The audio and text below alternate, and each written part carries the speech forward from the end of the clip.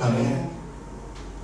오늘 은혜 받으실 하나님 말씀은 빌립보서 1장 27절에서 30절 본문으로 복음적인 삶이 행복하다. 따라합시다. 복음적인 삶이 행복합니다. 복음적인 삶이 행복합니다. 네, 복음적인 삶이 행복하다는 주제로 하나님의 말씀을 전합니다.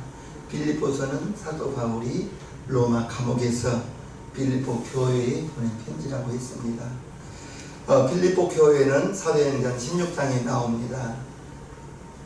사도 바울이 이제 빌립보 지역에서 이렇게 복음을 전하다가 귀신 들린 여종을 쫓아주었죠. 귀신을 쫓아주었습니다. 그리고 그에 앞서 사도 바울이 강가에서 앉아있는 여자들에게 복음을 전했는데 거기서 복음을 받아들인 자주장사 누구죠? 루디아를 이제 강가에서 앉아있는 여자들 중에서 복음을 전하다가 루디아가 그 말씀을 달게 받고 이제 자기 집으로 초청을 했습니다. 그리고 이제 사도행전 16장에 빌립보에서 귀신 들린 여종을 쫓아주었을 때 그것 때문에 칭찬받는 것이 아니라 감옥에 갔죠. 바울과 실라가 감옥에 들어앉아 있습니다. 그리고 하나님을 힘있게 찬양하고 기도했을 때 원망할 만하거든요. 복음 전하다가 귀신 쫓아줬는데 잘했다는 칭찬받지 못하고 매맞고 감옥에 차포를 차고 앉아있는 그때 원망을 할 만한 데도 불구하고 사도 바울과 실라가 하나님을 힘있게 찬송하고 힘있게 기도했을 때 모든 사람이 들었습니다. 그리고 또 누가 들었을까요? 하나님이 들었죠. 하나님이 듣고 옥토를 흔들었다고 나와요. 옥토를 흔들었을 때 지진이 나면 건물이 무너지지만 하나님이 옥토를 흔들었을 때 묶여있던 착고가 풀리고, 아멘입니까? 묶여있던 착고가 풀리고 감옥문이 열리고 이제 간수가 졸다가 눈을 떠보니 감옥문이 다 열려있을 때 죄수들이 다 탈출한 줄 알고 자결하려고 할 때 사도 바울이 우리가 여기 있으니 너의 몸을 해하지 말라. 그 간수가 깜짝 놀랐습니다. 어찌 이런 일이 있는가. 그리고 이제 그 간수가 사도 바울을 자기 집으로 초청하고 하나님의 말씀을 듣고 그날 밤에 온 가족이 침례를 받았습니다. 그래서 루디아와 함께 그 간수와 함께 빌립보 교회가 시작된 거예요. 그 빌립보 교회가 이제 빌립보서 4장에 보면 사도 바울이 빌립보 성도들에게 편지할 때 당신들이 여러분들이 나를 위하여 기도하고 나의 많은 선교의 비용을 여러분들이 감당해 주신 것을 너무나 감사합니다. 고맙습니다. 라고 4장에 빌립보 성도들을 향하여 자기의 그 선교에 동참해 준 것을 물질로도 기도로 후원해 준 것을 고맙다고 편지했던 것이 빌립보서인 것입니다. 빌립보서의 주제는 1장, 2장, 3장, 4장 모두가 다 기뻐하라입니다. 기쁨의 메시지인 것입니다. 사도 바울이 감옥에 앉아 있으면서 로마 감옥에 있을 때 내일을 알 수 없는 사도 바울의 미래입니다. 어느 날 죽을지 알 수 없습니다. 그러한 절박한 상황 속에서도 기뻐하고 즐거워할 수 있는 것은 비록 자기의 몸은 감옥에 앉아 있었지만은 그 감옥이 로마의 가장 엘리트들 군인들이 자기의 시위대 자기를 감시하는 군인들이었습니다. 가장 엘리트 군인들이 자기 사도 바울을 감시하고 있을 때 그들에게 한 사람 한 사람 제자 훈련을 시킨 거예요. 제자 훈련을 시킨 거예요. 4명씩 생각해 보십시오. 마주 앉아 있을 때 사도 바울은 둘째치고 그들을 사도 바울을 감시하는 그 4명의 군인은 어디 가지도 못하고 사도 바울만 보고 앉아 있을 때 사도 바울이 이런 말 저런 말 이런 말 저런 말 하면서 복음을 한마디씩 전했는데 그게 로마를 이제 복음을 전하는 전초 기지가 되었다는 것입니다. 비록 몸은 감옥에 있지만 자유의 몸은 아니지만 그리스도를 전할 수 있는 그 도구가 로마 감옥이었다는 것입니다. 그래서 이제 오직 예수 중심, 오직 복음 중심 사도 바울의 마음에 사도 바울의 삶의 목적은 오직 예수를 전하는 그 예수를 전하는 것이 자기 동족에게 전하는 것이 아니라 말과 언어와 풍습이 생활 습관이 전혀 다른 이방인에게 전하는 사도로서 선교사로서의 삶이 예수 중심, 복음 중심의 삶이었기 때문에 감사할 수 있었고 기뻐할 수 있었던 것입니다. 자기의 삶의 목적이, 사도 바울의 삶의 목적이 무슨 중심? 예수 중심, 복음 중심.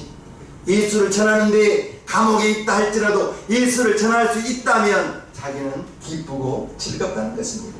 27절을 한번 봅니다. 오직 너희는 그리스도 복음에 합당하게 생활하라. 이는 내가 너희를 가보나 떠나 있으나 너희가 일심으로 서서 한 뜻으로 복음의 신앙을 위하여 협력하는 것. 오직 너희는 그리스도 복음에 합당하게 생활하라. 합당하게 생활하라. 많은 사람이 복음에 합당한 생활을 하는 것이 아니라 자기 기분에 합당한 생활을 하다 보니 하나님 자녀, 저와 여러분들은 하나님의 자녀로서 이제 우리는 하나님의 복음에 하나님의 자녀답게 합당하게 살아야 되는데 내 기분대로 살다 보니, 내가 주인이 되다 보니 그리스도의 복음은 이제 하나님의 뜻은 어디로 가버리고 내 뜻대로 내 마음대로 살았던 것이 저와 여러분 우리의 삶이 아니겠습니까? 복음에 합당한 신앙생활, 내 중심의 신앙생활 다릅니다. 저와 여러분들은 하나님의 자녀입니다. 아멘 합시다. 하나님의 자녀, 저와 여러분들이 복음에 합당하게 신앙생활을 해야 되는데 이제 복음에 합당한 신앙생활, 시편 119편을 보면요, 주의 말씀은 내 발의 등이요 내 길의 빛이. 하나님의 말씀이 중심이 되어서, 하나님의 말씀이 중심이 되어서 하나님의 말씀이 하라 해야 되는 것입니다. 하나님의 말씀에 하지 말라 하지 않아야 되는 거예요. 내 양심에 하라가 아니라, 내 양심에 하지 말라가 아니라 하나님의 말씀이 여러분들이 내가 가는 길에 내 발의 등이요 내 길의 빛이 되어 주신다면 복음 중심으로 사는 것이요 이제 복음에 합당한 신앙생활을 하는 것이라는 것을 우리는 잊지 말아야겠습니다. 복음에 합당한 신앙생활, 27절을 다시 한번 봐요. 오직 너희는 그리스도 복음에 합당하게 생활하라 했습니다. 복음에 합당하게. 그리고 이제 너희가 일심으로 서서, 한 마음으로 서서, 일심으로 한 마음, 한 마음이라고 말하고 있습니다. 일심으로 서서 서 있는 것입니다. 일심으로 서서, 이 말은 이제 서 있다는 것이죠. 요즘 군인들은 서서 싸우는 것보다는 엎드려서 싸우는 것입니다.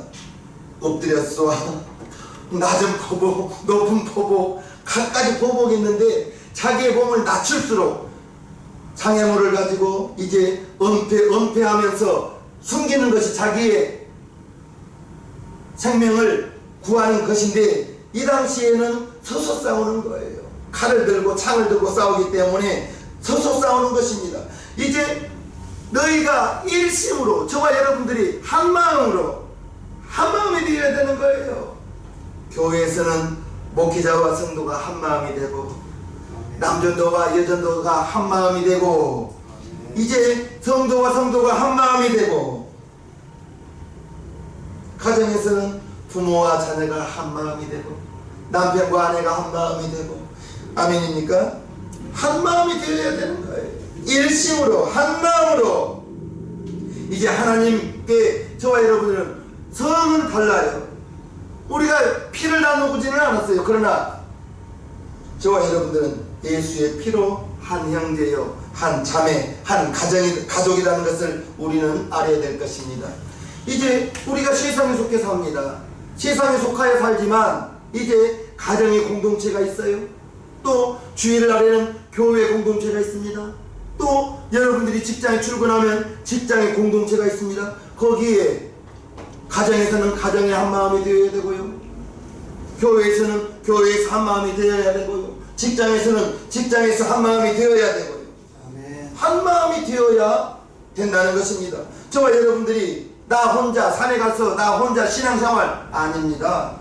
신앙생활은 분명히 신앙의 교제, 주일날 만나서 안부를 나누고 차 한 잔을 마시면서 우리 교회가 지금 식사를 못하고 있는데, 식사를 같이 하면서 대화를 나누면서 그것이 주 안에서 나누는 교제인 것입니다.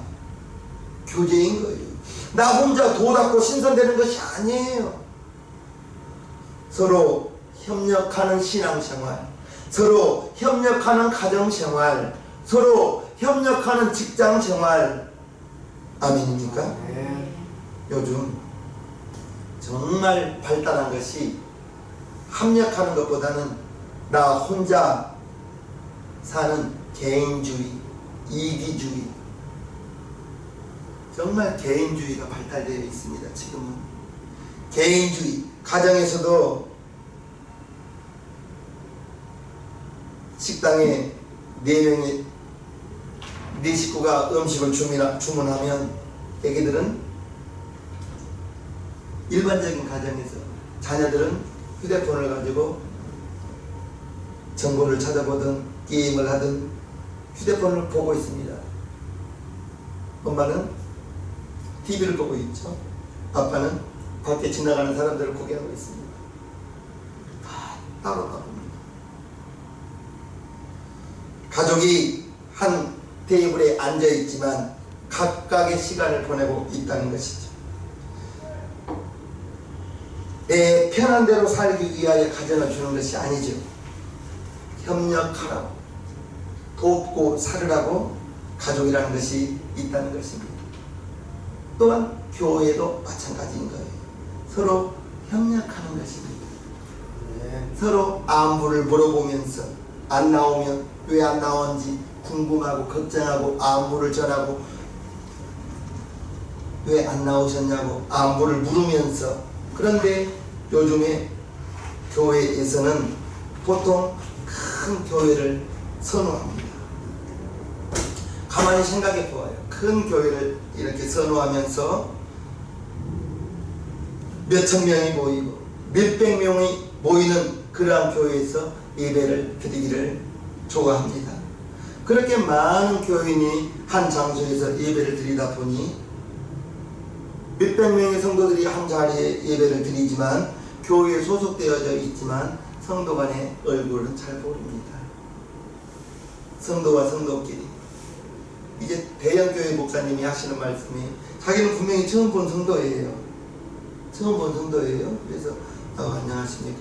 목사님이 그 성도님을 처음 보았기 때문에 정중하게 인사를 하는 거예요. 안녕하십니까. 그리고 이제 물어보는 거죠. 우리 교회 언제 오셨어요? 14년 되고 15년 됐다고 하면 목사님이 정신이 없대요.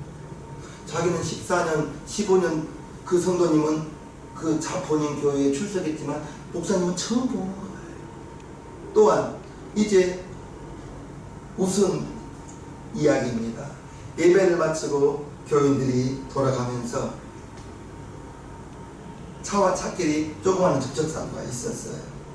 지금은 블랙박스가 있어서 뭐 싸울 일이 없지만 블랙박스가 없던 시절에는 보통 어떻게 해요? 보통 내려서 큰 소리 치는 사람이 이런 거죠. 큰 소리를 치면서 이제 욕하고 하다 보니 동성명언하고 그러다 보니 이야기를 하다 보니 같은 교회를 다니고 있는 성도들끼리 싸우고 있는 거예요. 얼마나 창피한 일입니까? 그러나 그들은 서로가 서로를 몰라요. 교회가 크다 보니까. 그러다 보면 교회는 서로 협력하라고 있는데 성도가 서로 모르고 살아가는데 어떻게 협력이 되겠습니까? 우리는 협력하는 법을 배워야 합니다. 신앙생활 혼자 하는 것 아닙니다. 같이 하는 것입니다. 같이 하는 거예요. 또한 이제 여러분들이 힘에 겨울 때는 사역자들에게 자기의 힘든 부분을 말씀드리면서 나 그 부분이 힘들다고 알아야 기도하거든요. 말하려면 아무도 모릅니다. 혹시 집사님, 윤 집사님이 좀 이렇게 좀 섭섭한 표정을 지을 때 말 안 하면 몰라요. 30년을 살아도 말 안 하면 모릅니다. 왜 윤 집사님이 속상해하는지, 이 집사님이 왜 속상해하는지 윤 집사님이 몰라요. 말을 해야 하는 거예요. 마찬가지입니다. 신앙생활 혼자 하는 게 아니에요. 더불어 같이 하는 것입니다. 이제 내가 어렵다면 SOS를 해야 되는 거예요. 도와달라고 이제 말을 해야 되는 것입니다.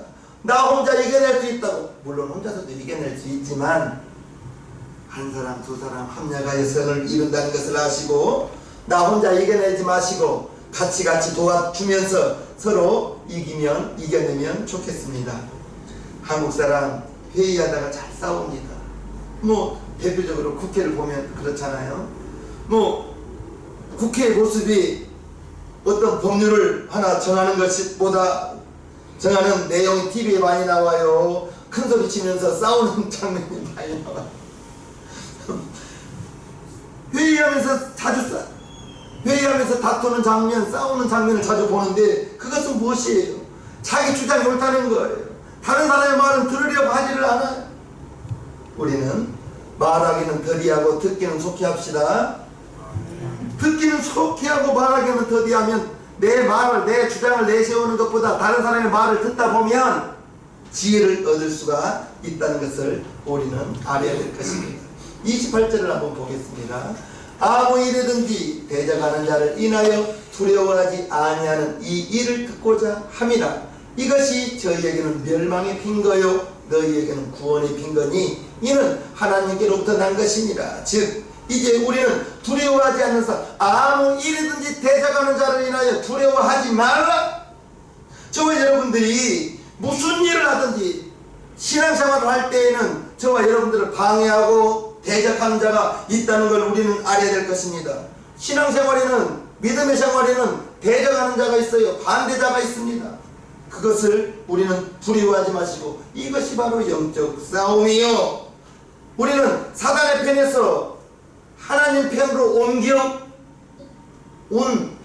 하나님의 자녀라는 사실을 아시고요. 우리의 생활에는 분명히 우리의 영적 생활, 신앙생활에는 방해자가 있다는 걸 꼭 기억하시고 그 방해자를 두려워하지 말라라는 것입니다.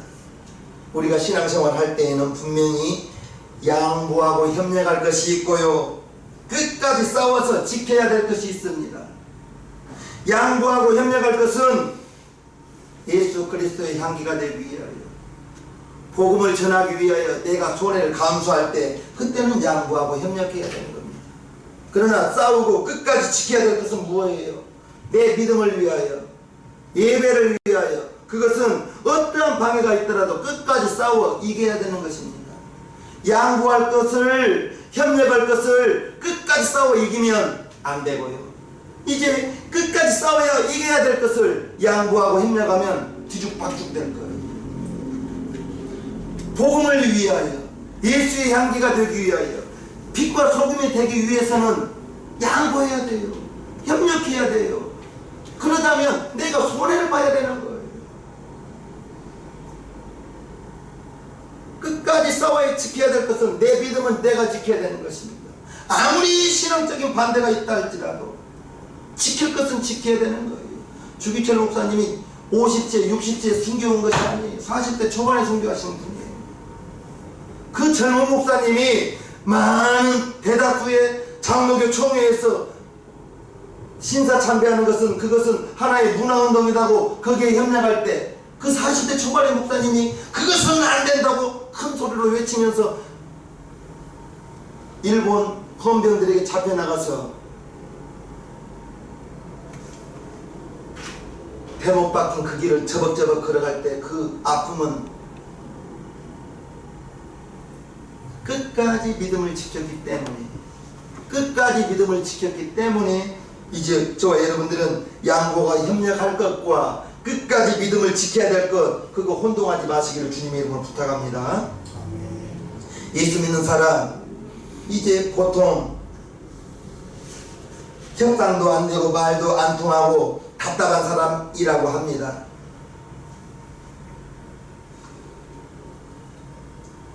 여러분들에게 지혜가 있어서 양보하고 협력할 것과 끝까지 싸워 지켜야 될 것을 구분하신다면 좋겠사옵나이다. 29절을 한번 보면요, 그리스도를 위하여 너희에게 은혜를 주신 것은 다만 그를 믿을 뿐 아니라 또한 그를 위하여 고난도 받게 하려 하심이라. 복음에 합당한 삶은 이제 고난을 받을 수도 있다는 것입니다. 고난을 받을 수도 있다. 그런데 지금은 정말 교회 다닌다고 신앙생활한다고 고난 당하는 경우는 거의 없을걸요. 전에 60년대 70년대에는 부모님으로부터 교회 간다고 머리를 정말 잘리고 성경책을 찢고 신발을 감추고 그랬지만 요즘에는 저 정말 제가 주일학교 교사할 때만 해도 지금으로부터 거의 뭐 27, 8년 전인데 그때에도 안 믿는 집에 불신자 가정에 이제 그 어린아이를 데려갔을 때에도 딱 한 집. 그러나 저는 물벼락 맞고 그러지는 않았어요. 물벼락 맞지는 않았어요. 그 할아버지가 정말 무서운 할아버지였는데 아침 일찍 왜 재수없게 예수 믿는 것들이 왔냐고 이런 소리만 들었지 물벼락을 맞고 침뱉음을 당하고 그러지는 않았습니다. 혹시라도 여러분들이 신앙생활을 하다가 예배를 드릴 때 예배를 드리기 위하여 고난이 있다면 그것을 감당하시기를 바랍니다. 나를 위하여 나 때문에 너희가 핍박당하고 욕먹을 때 하늘에 복이 있나니 너희의 상이 큼이라 했습니다. 고난을 당할 수도 있고 기꺼이 감수하는 고난을 감수하는 삶이 복음적인 삶이라는 것입니다. 고난을 무조건 참는 것이 아니라 지금은 고난이지만 합력하여 선을 이룰 수 있다는 것을 기억하시고 이제 합력하여 선을 이루어질 것을 바라보며 참고 인내하고 고난을 감수하며 나가는 것이 로마서 5장 3절과 4절 다만 이뿐 아니라 우리가 환난 중에도 즐거워하나니 이는 환난은 인내를 인내는 연단은 소망을 이루는 줄 압니다 했습니다. 믿음의 사람은 고난 앞에서도 범사에 감사가 있으니 고난은 이제 변장된 축복입니다. 고난 끝에 참고 이길 때 이겨나가면 고난의 고다기가 풀릴 때 축복의 선물이 저와 여러분 앞에 나타날 것을 기억하시고 고난 앞에서도 불안해하지 마시고 고난 앞에서 행복할 수 있기를 주님의 이름으로 축복합니다. 데살로니가전서 5장 16절부터 18절을 함께 읽습니다. 시작. 항상 기뻐하라 쉬지 말고 기도하라 범사에 감사하라 이는 그리스도 예수 안에서 너희를 향하신 하나님의 뜻임이라. 아멘. 이제 저와 여러분들이 고난이 있을 때 기뻐하고 기쁘지 않는데 기뻐할 수 있는 거 내 힘으로 되지 않죠. 하나님 내게 기쁨 주옵소서 하나님 내게 기쁨 주옵소서 기도하다 보면 기도할 때 범사에 감사할 수 있는 믿음이 생기는 줄로 믿습니다. 여러분들이 드라마를 좋아하시나요? 드라마 보통은 그래요. 초반에는 주인공이 고생해요 하네요. 말도 못한 고생합니다. 그러나 그 드라마를 끝까지 보고 있으면 어려움을 통해서 나중에는 행복해져요. 안 행복해져요? 행복해진단 말이에요. 그것을 우리는 드라마 주인공이 전반에는 고생하지만 그러나 끝까지 무엇을 가지고 봐요? 믿음을 가지고 봐요. 그 주인공이 잘 되는 것을 주인공이 잘 되기를 바라는 마음으로 주인공을 응원하는 마음으로 보다 보면 나중에는 모두가 행복해지고 모두가 해피하게 행복하게 끝나는 것을 보잖아요. 우리는 알고 있어요. 주인공이 잘 될 것을 믿음으로 바라본다는 거예요. 주인공이 승리할 것을 바라본다는 거예요. 마찬가지입니다. 저와 여러분들이 잘 되는 것입니다. 하나님이 내 편이시오 하나님이 나의 아버지시오. 그러기 위해서 항상 기뻐하고 쉬지 말고 기도하고 범사에 감사한 것이 이것을 우리를 향한 하나님의 뜻이라 했으니 기뻐할 수 없는 점에도 기뻐할 수 있는 여러분 되시고요. 그리하여 기도로 충만한 우리 시생명교회 성도님들 되기를 주님 이름으로 축복합니다. 아멘. 오늘날 우리는 너무 편하려고만 하지 않는가? 옛 어르신들 말씀이 젊어서 고생은 사서도 한다고 했는데 요즘은 그렇지 않아요. 정말 되도록이면 고생 않고 편하게만 살려고 합니다. 어떤 교회에서 믿지 않는 남편이 신앙생활하는 아내에게 부탁을 했어요. 여보, 교회 다닐 때 교회 다닌 건 가세요. 그러나 교회에서 봉사는 하지 마세요. 여전도회 활동도 하지 마세요. 교회가 예배만 드리고 오세요 라고 말했다는 거예요.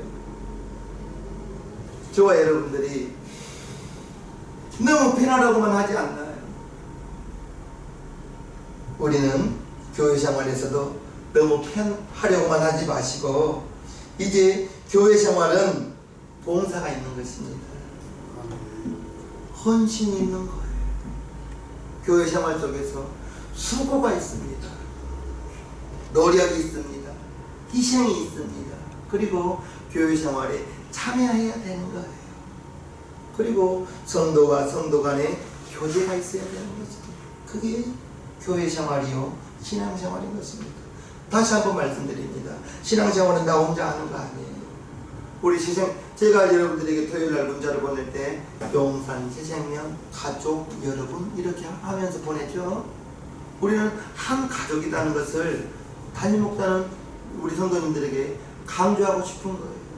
우리는 성은 다르지만 태어난 연도와 나이는 다르지만 우리는 그리스도 안에서 한 형제예요, 한 자매라는 사실을 기억하시며 교회 생활에는 봉사와 헌신, 수고, 노력, 교회 생활에 참여하고 성도 간의 교제가 필요한 이러한 것이 건강한 신앙생활이라는 것을 꼭 기억하시기를 주님의 이름으로 축복합니다.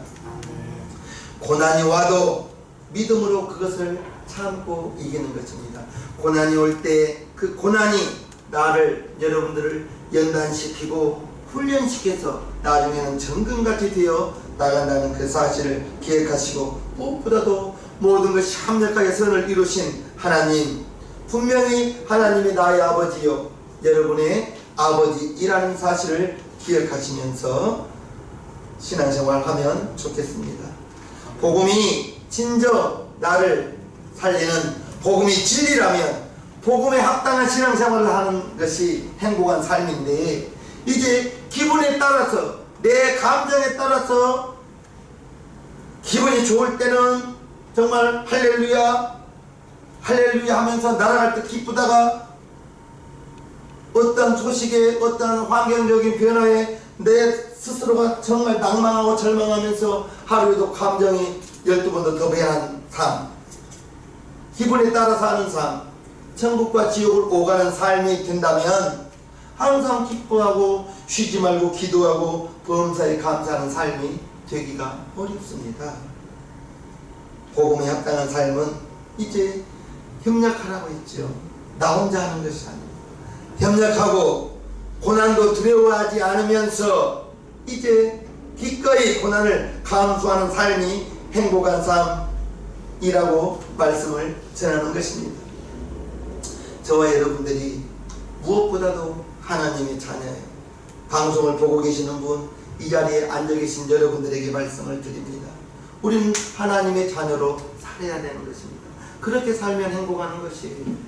내게는, 여러분에게는 양심이 있어서 마음속에 성령님이 와 계셔서 내가 조금의 복음에 어긋나는 길을 가고 말씀에 어긋난 길을 가면 성령님이 말할 때 괴롭습니다.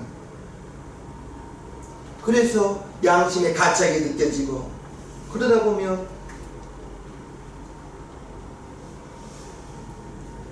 복음에 합당한 삶을 살 수가 없게 되는 것입니다. 말씀을 정리합니다.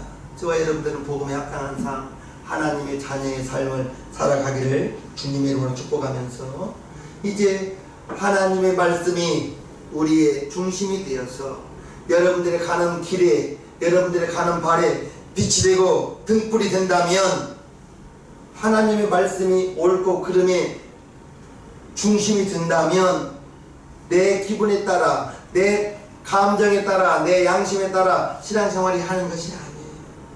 신앙생활은 하나님 말씀으로 하는 것이고 내 양심으로 하는 것이 아니에요. 양심이 과잉 맞을 수 있기 때문에 저와 여러분들은 무엇보다도 협력하는 삶을 살기를 바랍니다. 고난도 두려워하지 마시기를 바랍니다. 그 고난 때문에 여러분들이 연단되어지고, 그 어려움 때문에, 고난 때문에 여러분들이 훈련되어진다면, 그리스도의 군사로서 나중에는 정금같이 훈련되어 나아져 갈 것이라는 것을 기억하시면서 고난을 감수하면서 필요한 것은 인내인 것입니다. 참는 것입니다. 참을 때 막연하게 참는 것이 아니라 모든 것이 합력하여 선을 이루실 주님을 바라보면서, 내일을 바라보면서, 잘 되는 것을 상상하면서 그것을 가지고 기도하고 참고 나아가는 우리 신양명교회 성도님 모두가 되기를 주님의 이름으로 축복합니다. 아멘. 찬송가 495장을 하나님께 올려드리겠습니다.